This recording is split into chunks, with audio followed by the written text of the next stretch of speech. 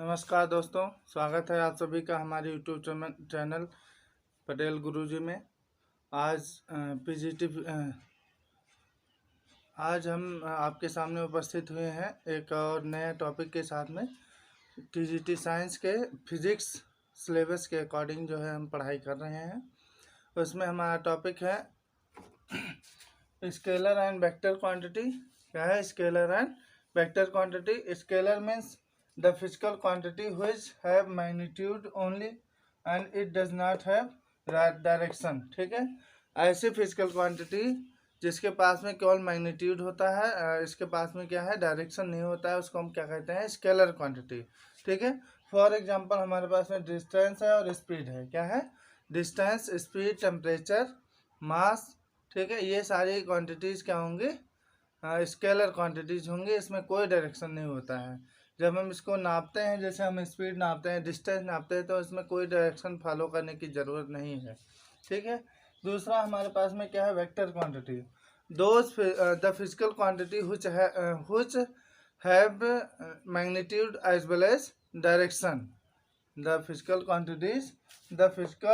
quantity which have magnitude as well as direction, that is called vector quantities। ठीक है, ऐसी quantities जिसके पास में मैग्नीट्यूड और ये मैग्नीट्यूड और डायरेक्शन दोनों होता है, उसे हम क्या कहते हैं vector quantities. For example displacement, velocity, force. ऐसे ही बहुत सारे एग्जांपल हैं हमारे पास में जो वेक्टर हैं। वेक्टर को हम एरो के उसके वेक्टर क्वांटिटी के ऊपर हम एरो लगा करके उसको रिप्रेजेंट करते हैं। जैसे हमारे पास में क्या है, ए कोई एक वेक्टर है अगर, तो ये को इस तरह से हम लिखेंगे तो ये क्या हो जाएगा ए वेक्टर। क्या हो जाएगा? ये वेक्टर। वेक्टर को हम जोड़ वेक्टर एडिशन नियम हमारे पास में क्या है ट्रायंगल नियम, ट्रायंगल लॉ ऑफ एडिशन नियम है। दूसरा जो है quadrilateral parallelogram law of addition है। ठीक है, ट्रायंगल को एडिशन करना है। मान लो हमारे पास में दो इस तरह से एक जो है ये है हमारे पास में वेक्टर ए है, दूसरा वेक्टर हमारे पास में मान लीजिए कि इस तरह से एक वेक्टर है बी। दोनों का अगर हमें ऐड करना है तो एक मेथड हमारे पास में हेड टू टेल मेथड। क्या है? Head to tail method. ये जो है हमारे पास मान लो वेक्टर ए प्लस में वेक्टर बी करना है, वेक्टर ए प्लस में वेक्टर बी, तो हमारे पास क्या होगा, जैसे हमारा वेक्टर ये इस तरह से है। ठीक है, तो इसका ये हेड होता है, ये क्या होता है टेल होता है, और ये होता है हेड। ठीक है, टेल और हेड मेथड से हम जो है इसको ऐड करेंगे। तो पहले का ए का जो हम क्या लेंगे हेड लेंगे और दूसरे का जो है टेल लेंगे, इसको ऐसे मिला देंगे। ठीक है, ये बी हो गया। ठीक है, फिर इसके बाद में पहले वाले ए का हमने जो है हेड लेना, टेल लेना है और दूसरे वाले के हेड से ऐसे मिला देना है। तो ये वाला जो वेक्टर होगा ये आर होगा। ये आर क्या होता है? Resultant vector. ठीक है, क्या हो जाएगा? Resultant vector. तो r is equal to vector A plus में वेक्टर बी। तो ये वेक्टर के बारे में जो है वेक्टर को कैसे जोड़ते हैं और कैसे घटाते हैं, इसी प्रकार से जो है हम लिख सकते हैं कि ट्रायंगल ऑफ एडिशन वेक्टर का क्या है। अभी इसी में ही हम समझ सकते हैं ये क्या है, एक ट्रायंगल बन गया है। क्या बन गया है? ट्रायंगल बन गया है, जिसमें वेक्टर ए है, एक भुजा जो है डिनोट कर रहा है, दूसरा साइड क्या है वेक्टर बी डिनोट कर रहा है, और दोनों का रिजल्टेंट जब हम निकालें हैं तो तीसरी भुजा के हिसाब से वो रिजल्टेंट निकल रहा है, तीसरी भुजा के रिजल्टेंट निकल रहा है। तो यही क्या होता है triangle law of addition of a vector. ठीक है, ट्रायंगल लॉ ऑफ एडिशन मतलब दो भुजाओं से किसी दो वेक्टर को हम निरूपित कर दें और तीसरी भुजा क्या निरूपित करे, उसका रिजल्टेंट निरूपित करे, तो हम उसको क्या कहते हैं triangle law of addition of a vector. ठीक है, तो वेक्टर और क्या हो गया स्केलर क्वांटिटीज के बारे में हमने पढ़ लिया। स्केलर क्वांटिटीज क्या कौन सी होते हैं? जिसके पास में डायरेक्शन नहीं होता, ओनली मैग्नीट्यूड होता है, but vector have direction as well as magnitude both. ठीक है, नेक्स्ट टॉपिक हमारा रिलेटिव स्पीड है। क्या है? रिलेटिव स्पीड है। It may be defined as the speed of a moving body with respect to another. ठीक है, मतलब क्या है, एक मूविंग बॉडी है, अगर दूसरे के सापेक्ष में क्या है गति करती है, तो उसको हम क्या कहते हैं रिलेटिव मोशन कहते हैं या फिर रिलेटिव स्पीड कहते हैं। जैसे दो ट्रेनें जा रही हैं, ठीक है, दो ट्रेनें हमारे पास में अगर जा रही हैं, इस तरह से अगर हम समझते हैं इसको रिलेटिव स्पीड से, दो ट्रेन है हमारे पास में, एक रेलवे पटरी हो गई, दूसरी ये पटरी हो गई। यहाँ पर जो है ट्रेन जा रही है, दूसरी ट्रेन यहाँ जा रही है, ठीक है, दोनों इस तरह जा रहे हैं, दोनों इस तरह जा रही हैं। एक की स्पीड मान लेते हैं 40 किलोमीटर पर आवर है और दूसरे की क्या है 35 किलोमीटर पर आवर है, ठीक है। अब इसमें इस ट्रेन की स्पीड, मान लीजिए ए ट्रेन है और ये बी ट्रेन है, इसकी स्पीड जो होगी बी के सापेक्ष में, इसके कंपैरिजन में, है ना, कह रहा है it may be define the speed of a moving body with respect to another, किसी के रेस्पेक्ट में, ठीक है।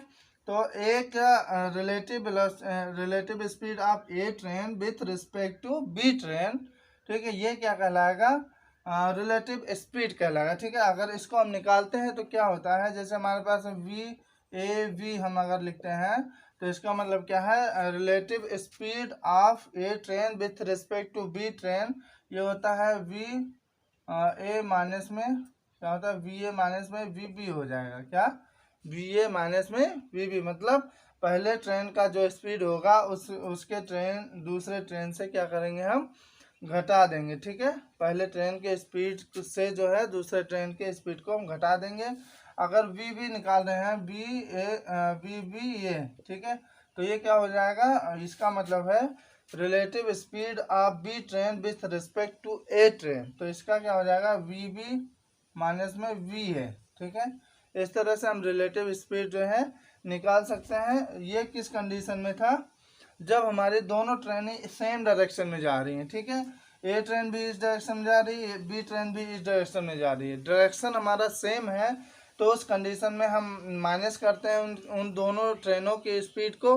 अगर डायरेक्शन अपोजिट हो गया तो हम अपोजिट वाला कंडीशन हम लेते हैं, व्हेन डायरेक्शन इज सेम, ये क्या है, ये वाली कंडीशन क्या है, डायरेक्शन इज सेम का है कंडीशन, तो उसमें हम क्या करते हैं, स्पीड को घटाते हैं, ठीक है। अगर डायरेक्शन हमारे पास में अपोजिट है, मान लीजिए कि ये पाथ है ट्रेन का, और एक ट्रेन जो है ये जो है इधर जा रही है और दूसरी ट्रेन जो है यहाँ से चली है ये इधर जा रही है, दोनों पैरेलल पाथ हैं, रेलवे ट्रैक है, दूसरी ट्रेन इधर जा रही है, तो ये ट्रेन मान लो ये हो गई, बी ट्रेन ये हो गई, ठीक है। तो दोनों का ये वी ए हो गया इसका स्पीड, और ये क्या हो गया, वी बी स्पीड हो गया है, ठीक है। तो अगर रिलेटिव स्पीड अगर हमें निकालनी है, ये दोनों ट्रेनें, एक ट्रेन इधर जा रही है, दूसरी ट्रेन इधर जा रही है, मतलब दोनों अपोजिट डायरेक्शन में जा रही हैं, ठीक है। अपोजिट डायरेक्शन में अगर जाती हैं तो उसका अगर रिलेटिव वेलोसिटी हम निकालते हैं तो क्या होता है, उसका जुड़ जाता है, ठीक है। वी ए बी मान लो हम निकालते हैं तो क्या हो जाएगा, वी ए प्लस में बी बी हो जाएगा, ठीक है, दोनों स्पीड का ऐड हो जाएगा, ठीक है, क्या हो जाएगा, ऐड हो जाएगा। अगर सेम डायरेक्शन में जाएंगे तो हम स्पीड को घटा देंगे, अगर अपोजिट डायरेक्शन में जाएंगे तो उसको हम ऐड कर देंगे। मान लीजिए इसमें जो है 40 किलोमीटर पर आवर के हिसाब से ये ट्रेन जा रही है, और ये बी बी जो है क्या हमारे पास में है 30 किलोमीटर पर आवर के हिसाब से है, ठीक है। तो हमारा रिलेटिव स्पीड क्या हो जाएगा, रिलेटिव स्पीड हमारे पास में क्या हो जाएगा, 40 प्लस में 30 हो जाएगा, 40 प्लस 30 कितना हो जाएगा, 70 किलोमीटर पर आवर हो जाएगा, ठीक है, रिलेटिव स्पीड, जब अपोजिट डायरेक्शन में दोनों ट्रेनें जा रही हैं, ठीक है। अब हम पहले वाले कंडीशन में ले लेते हैं, जब सेम डायरेक्शन में जा रही होंगी ट्रेनें, क्या होंगी, सेम डायरेक्शन में जब जा रही होंगी तो हम क्या लगाएंगे, इसमें सेम डायरेक्शन में जब जाएंगे, मान लीजिए हम इसको चेंज कर देते हैं, सेम डायरेक्शन वाले कर देते हैं, तो क्या हो जाएगा, यहाँ पे बी ट्रेन हो जाएगी, यहाँ से जो है ये इधर जा रही है तो बी बी ये हो जाएगा, ठीक है। तो बी बी मान लो अब क्या है 30 किलोमीटर पर आवर है, ठीक है, क्या है 30 किलोमीटर पर आवर है, तो हम क्या बी ए बी जब निकालेंगे तो बी ए माइनस बी बी निकालेंगे, ठीक है। तो यहाँ पर रिलेटिव स्पीड क्या हो जाएगी, घट जाएगी। जब सेम डायरेक्शन में जा रही होंगी तो रिलेटिव स्पीड क्या है, पहले की मान लो 40 किलोमीटर पर आवर है, दूसरे की क्या है 30 किलोमीटर पर आवर है, तो रिलेटिव स्पीड अगर निकालनी है तो 40 माइनस में 30 हो जाएगा। 40 माइनस 30 कितना होता है? 10 किलोमीटर पर आवर हो जाएगा। कितना? 10 किलोमीटर पर आवर हो जाएगा। ये हमारे पास में कुछ जो है क्वेश्चन से रिलेटिव स्पीड से रिलेटेड, ठीक है। अच्छा, इसके बाद में नेक्स्ट टॉपिक हमारा है distance, displacement, speed, velocity, acceleration, ठीक है। नॉर्मल टॉपिक है, उसमें ज़्यादा जो है वो नहीं करना है। इसके बाद में जो है हम थोड़ा सा डिस्टेंस क्या होता है ये हम देख लेते हैं। डिस्टेंस हो गया और डिस्प्लेसमेंट दोनों एक साथ में देखेंगे तो ज़्यादा समझ में आएगा। डिस्प्लेसमेंट, ठीक है।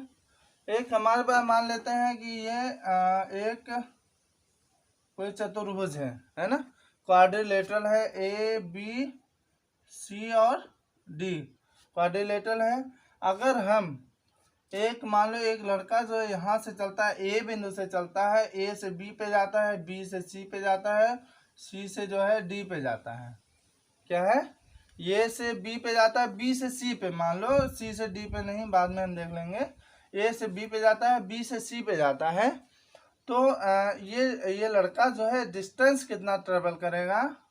डिस्टेंस क्या हो जाएगी हमारे पास में? डिस्टेंस इक्वल टू हो जाएगी क्या? ए बी प्लस में क्या हो जाएगा? बी सी, ठीक है।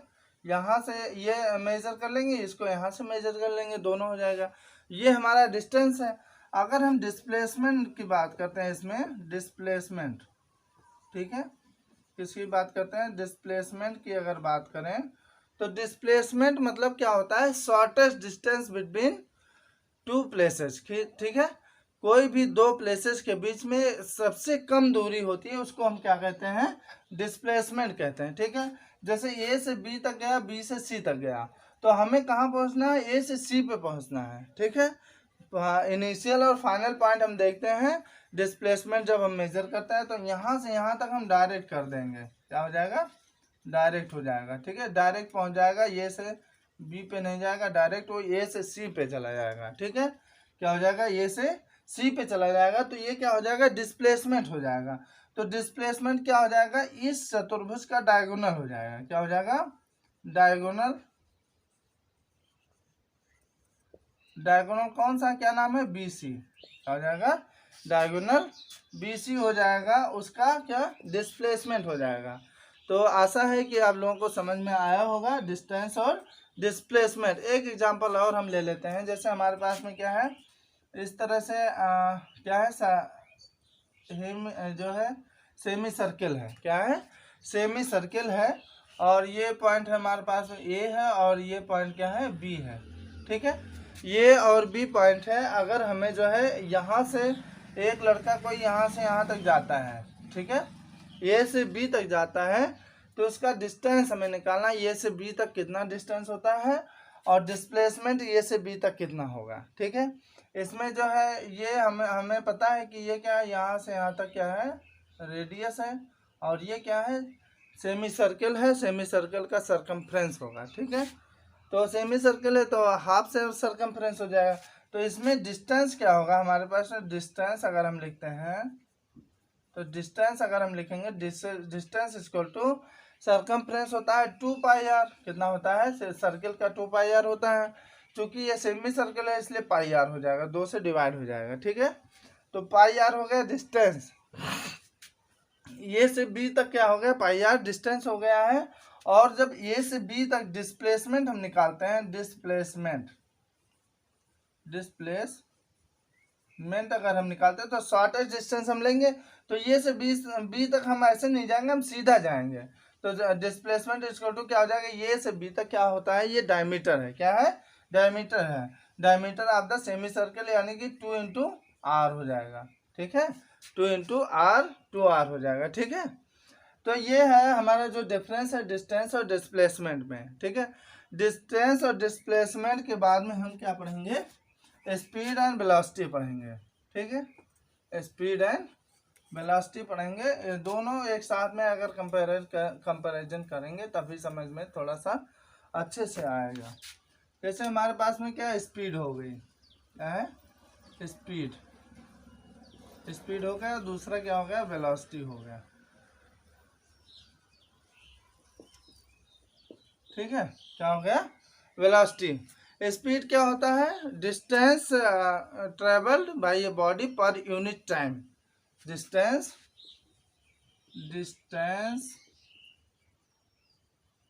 Travelled by a body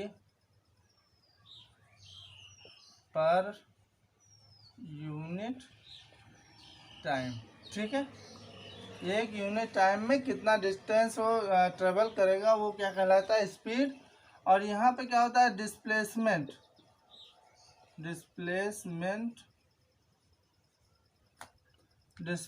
travelled by a body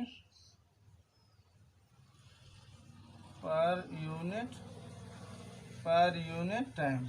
ठीक है, यूनिट टाइम में जितना डिस्प्लेसमेंट वो ट्रेवल करेगी उसको हम कहेंगे वेलोसिटी, और जितना स्पीड ट्रेवल करेगी पर यूनिट टाइम में उस डिस्टेंस जितना ट्रेवल करेगी उसे हम कहेंगे स्पीड। ठीक है, दोनों में अंतर है क्या, डिस्टेंस और डिस्प्लेसमेंट का कितना अंतर है, डिस्टेंस और डिस्प्लेसमेंट में का अंतर है। और स्पीड क्या है, स्केलर क्वांटिटी है, और वेलोसिटी क्या है हमारे पास में, वेक्टर क्वांटिटी। एक पर्टिकुलर डायरेक्शन में इसको हम नापते हैं, इसका कोई डायरेक्शन नहीं होता है। ठीक है, तो अगर हम स्पीड एस इक्वल टू लिखते हैं, स्पीड इक्वल टू तो डिस्टेंस अपॉन में टाइम लिखते हैं। ठीक है, क्या है, डिस्टेंस ट्रेवल्ड अपॉन में टाइम टेकन। ठीक है, डिस्टेंस ट्रेवल अपॉन में टाइम टेकन, स्पीड बराबर लिखेंगे। और वेलोसिटी बराबर हम क्या लिखेंगे, वी से डिनोट करते हैं वेलोसिटी को। यहाँ लिखेंगे डिस्प्लेसमेंट, क्या लिखेंगे, डिस्प्लेसमेंट अपॉन में टाइम लिखेंगे। ठीक है, क्या है, डिस्प्लेसमेंट अपॉन में टाइम लिखेंगे। ठीक है, तो ये स्पीड और वेलोसिटी है। जैसे हमारे पास में क्या है, मान लीजिए कि स्पीड और डिस्टेंस और ये डिस्प्लेसमेंट, ये सब अगर हमें देखना है, ये सर्कुलर पाथ है। क्या है, सर्कुलर पाथ है।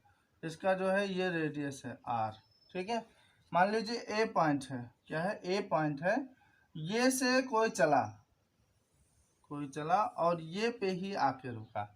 ठीक है, ये से कोई व्यक्ति चला या फिर कोई जो है दूसरा जो है कोई बाइक चली या फिर कोई बॉडी चली। ठीक है, मूव की ए से लेकर के ये पे फिर से आ गया, तो हमारा डिस्टेंस क्या हो जाएगा, सबसे पहले हम देखेंगे डिस्टेंस क्या हो जाएगा, डिस्टेंस सरकमफ्रेंस के बराबर होगा। तो ये हो जाएगा 2 पाई r, क्या हो जाएगा, 2 पाई r।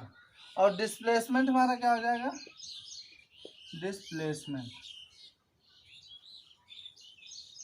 हाँ, डिस्प्लेसमेंट में हम ध्यान देंगे शॉर्टेस्ट डिस्टेंस जाना है। ठीक है, तो हम क्या है, ए पॉइंट से ए पे ही हमें जाना है। क्या है, ये बिंदु से ये बिंदु पे ही जाना है, तो डिस्प्लेसमेंट यहाँ पर 0 हो जाएगा। क्या हो जाएगा, डिस्प्लेसमेंट 0 हो जाएगा। डिस्टेंस 2 पाई r आया और डिस्प्लेसमेंट क्या आ गया, 0 आ गया। तो यहाँ पर स्पीड क्या होगा, स्पीड निकलेगा। स्पीड इक्वल टू, अगर हम कंपैरिजन करें, स्पीड इक्वल टू क्या लिखेंगे, डिस्टेंस हमारा 2 पाई r है। ठीक है, और टाइम जितना लगेगा उसको हम लिख देंगे यहाँ पर। ठीक है, और वेलोसिटी, अगर हम वेलोसिटी की बात करें तो वेलोसिटी बराबर क्या आएगा, डिस्प्लेसमेंट 0 है तो 0 बटे टाइम चाहे जितना हो। ठीक है, तो बराबर में क्या आ जाएगा, 0। वेलोसिटी क्या आ जाएगी, 0 आ जाएगी। Speed 2 pi r by time होगा। r जितना भी होगा, कोई r के मान जितना भी हो, चाहे 5 सेंटीमीटर चाहे 10 सेंटीमीटर जितना भी हो। ठीक है, मीटर में हो चाहे किलोमीटर में, टाइम हमारा उसी के हिसाब से लगेगा और इसको हम कैलकुलेट कर लेंगे। स्पीड कुछ ना कुछ आएगा, लेकिन वेलोसिटी इस केस में क्या हो जाएगी, 0 हो जाएगी। ठीक है, इसके बाद में हम जो है एक्सेलरेशन के बारे में बात करते हैं। एक्सेलरेशन क्या है,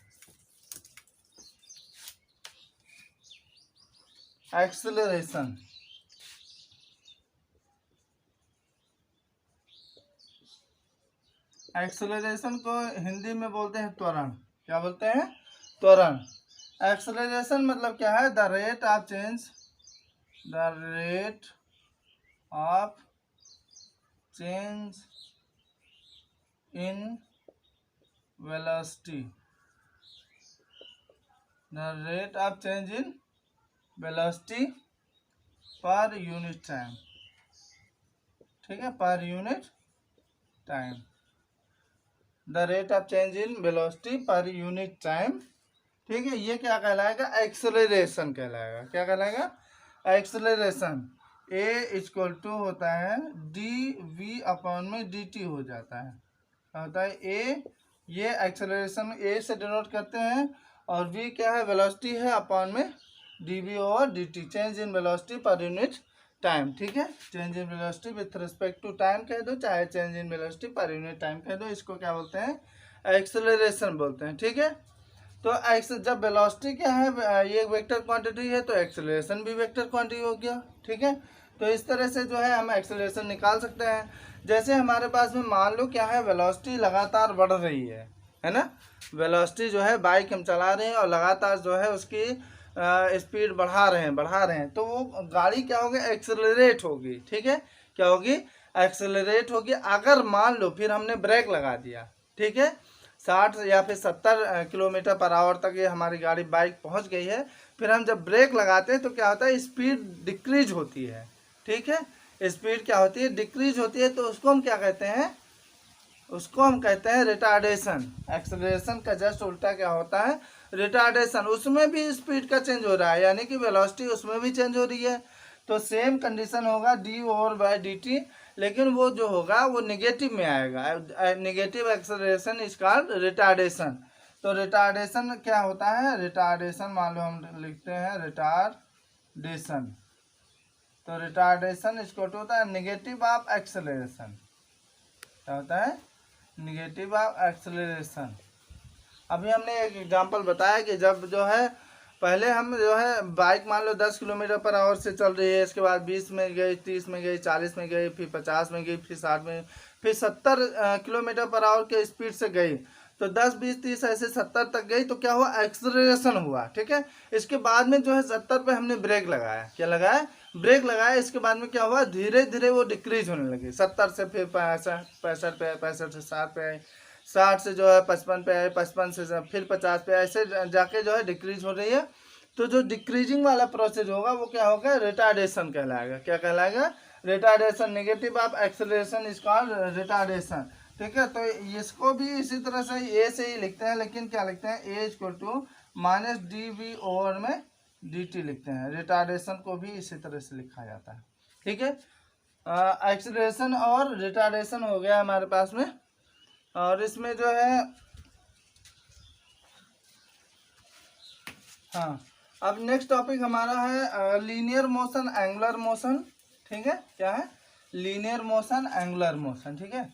लीनियर मोशन का मतलब है एक बॉडी जब है एक बॉडी, कोई भी बॉडी जो है लीनियर जो है, लीनियर मोशन मतलब ये एक लाइन, सीधी लाइन, स्ट्रेट लाइन में अगर कोई बॉडी मूव करती है तो उसे हम क्या कहते हैं? लीनियर मोशन कहते हैं। क्या कहते हैं? लीनियर मोशन कहते हैं। लीनियर मोशन, ठीक है। Linear motion when a body travel in a straight line motion, ठीक है। व्हेन ये बॉडी मूव्स इन ये स्ट्रेट लाइन, स्ट्रेट लाइन, ठीक है। When a body moves in a straight line, ठीक है, दैट इज कॉल्ड क्या है? लीनियर मोशन में वो चल रही है, ठीक है। मान लीजिए कि जो है हम इसमें जो है मान ली ये जो है बाइक है, बाइक जो है इसी इसी पाथ पे चल रही है, तो क्या कहलाएगा? लीनियर मोशन कहलाएगा। और एंगुलर मोशन क्या कहलाता है? एंगुलर मोशन, ठीक है। सबसे पहले हम जानते हैं एंगुलर मोशन क्या है। When a body travel in a circular path, ठीक है। व्हेन ये body moves in a circular path, क्या है? सर्कुलर पाथ, ठीक है, that is called angular motion, ठीक है। एंगुलर मोशन मतलब मान लीजिए कि जो है ये है सर्किल है, क्या है, सर्किल है। अगर यहाँ पर कोई जो है बॉडी है, ये बॉडी इस तरह से मूव कर रही है, ठीक है, क्या कर रही है, इस तरह से मूव कर रही है, तो इसको हम क्या बोलेंगे, ये बॉडी जो है इस तरह से मूव कर रही है, सर्कुलर पाथ पे अगर मूव कर रही है तो उसको हम क्या बोलेंगे, एंगुलर मोशन। इसमें देखो यहाँ पे मान लो ये बॉडी थी, ये बना है ना, अब फिर थोड़ी देर बाद में कहाँ पे, यहाँ से जो है यहाँ से चली यहाँ पे आई, क्या हुआ, यहाँ से चली यहाँ पे आई, तो ये क्या हुआ, थीटा आ गया, क्या आ गया, थीटा इसको बोलेंगे। इसके बाद में यहाँ से चली यहाँ पे आई, है ना, तो ये भी θ1 मान लो था, ये θ2 हो गया, फिर यहाँ पे आई तो ये θ3 हो गया, फिर यहाँ पे आई तो क्या हो गया, θ4 हो गया, फिर ऐसे यहाँ पे आए θ5 हो गया, और ये फिर θ6 हो गया, ठीक है। तो इसमें क्या हो रहा है, थीटा चेंज हो रहा है, थीटा मतलब एंगल चेंज हो रहा है, ठीक है, क्या चेंज हो रहा है, एंगल चेंज हो रहा है, इसलिए इसका नाम क्या पड़ा, एंगुलर मोशन, ठीक है, ठीक है। तो इसमें जो है एंगुलर मोशन इसलिए बोलते हैं क्योंकि इसमें एंगल चेंज हो रहा है। अब इसमें जो है हम देखते हैं डिस्टेंस, इसमें क्या लेते हैं हम, डिस्टेंस लेते हैं, एंगुलर लीनियर डिस्टेंस, और इसमें क्या लेते हैं, एंगुलर डिस्टेंस, ठीक है। इसमें जो होता है आर थीटा इसको तो हमारे पास में क्या होता है, आर का अपॉन में रेडियस होता है, क्या होता है, आर का अपॉन में रेडियस। तो आर मान लेते हैं r equal to theta into radius को आर से मान लेते हैं, ये हमारे पास एक रिलेशन है। दूसरा उसमें जो है आपके पास जो सिलेबस में एक टॉपिक है लीनियर मोशन और एंगुलर मोशन के बीच में रिलेशन क्या है। तो उसमें जो है आर को हम अगर ऐसे लिख देते हैं थीटा इंटू आर हो जाएगा, एक ये रिलेशन हो जाएगा। लीनियर मोशन में यस दिखाएंगे और इसमें जो है ये किसके बराबर में, थीटा इंटू आर। आर क्या है यहाँ पर, आर जो है इसका रेडियस है, सर्कल का क्या है, आर रेडियस है, ठीक है। अब हम स्पीड मान लो हम निकालते हैं तो डी एस ओवर क्या होता है, D s over d t होता है, तो ये क्या हो जाता है स्पीड है, v से मान लो स्पीड हम दिखा देते हैं, v equal to d s over d t, तो ये क्या हो जाएगा, डी थीटा और डी टी हो जाएगा, और r जो है ऐसे मल्टीप्लाई रहेगा। डी थीटा और डी टी क्या है, r, इसको हम ओमेगा से लिखते हैं, डी थीटा और डी टी क्या है, तो v इक्वल टू हम लिख देते हैं r ओमेगा, क्या लिखते हैं, v equal to r omega. Omega क्या है हमारे पास में, एंगुलर वेलोसिटी है, क्या है, एंगुलर वेलोसिटी है, ठीक है। और v क्या है, स्पीड है, क्या है, v स्पीड कह लो या फिर जो है लीनियर वेलोसिटी कह लो। Linear velocity into equal to r into angular velocity, r क्या हमारा रेडियस है, ठीक है, एक रिलेशन ये हो गया। दूसरा अगर हम मान लो एक्सेलरेशन निकालते हैं, क्या निकालते हैं, एक्सेलरेशन निकालते हैं, तो इसमें क्या हो जाएगा, एक्सेलरेशन हमारे पास में क्या होता है, डी वी ओवर में डी टी होता है, क्या होता है, एक्सेलरेशन ये equal to d v over d t होता है, d v over d t होता है। तो हम इसको जो है चेंज कर देंगे, क्या कर देंगे, d v over d t कर देंगे बराबर में r d omega over d t हो जाएगा, r d omega over d t हो जाएगा। तो ये इसको तो क्या हो जाएगा, आर, इसको हम लिखते हैं अल्फा से, किससे लिखते हैं, अल्फा से लिखते हैं। A equal to acceleration equal to r into angular acceleration, linear acceleration a से डिनोट किया हमने, linear acceleration equal to radius into angular acceleration, where r equal to radius, r equal to radius, और alpha equal to angular acceleration, angular acceleration, ठीक है।